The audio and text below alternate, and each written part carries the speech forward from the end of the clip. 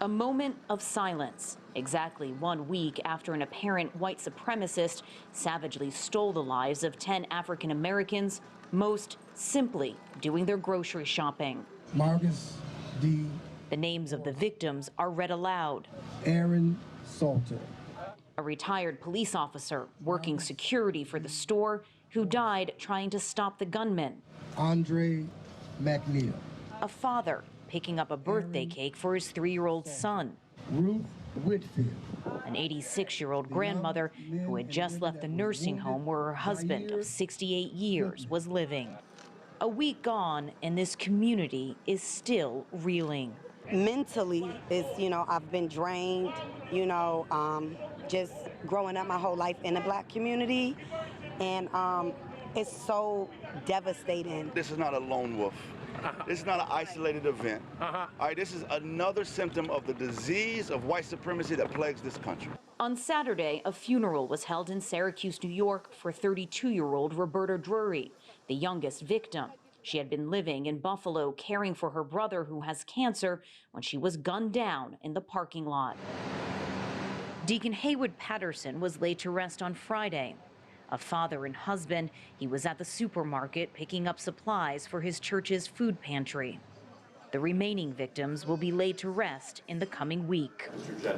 Authorities believe the 18-year-old alleged gunman was motivated by racist conspiracy theories, which falsely claim that whites are being intentionally replaced by non-whites, and that he targeted the Tops grocery store because its customers are largely African American. The racist-fueled massacre that took place at this supermarket is just the latest in a troubling trend in America, where hate crime is surging.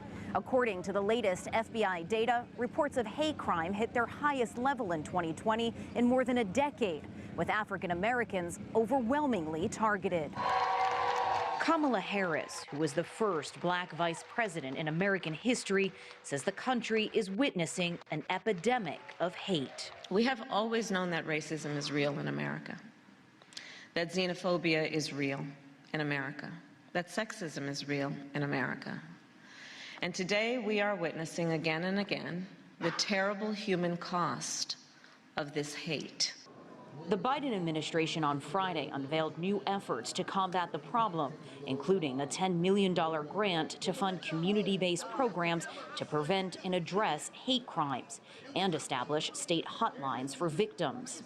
In Buffalo, the shooting has amplified calls for change, many saying the massacre has exposed longstanding inequalities in the city. We're the third, it's been forever, we're the third poorest city in America, and it seems the haves and the have-nots is the status quo here.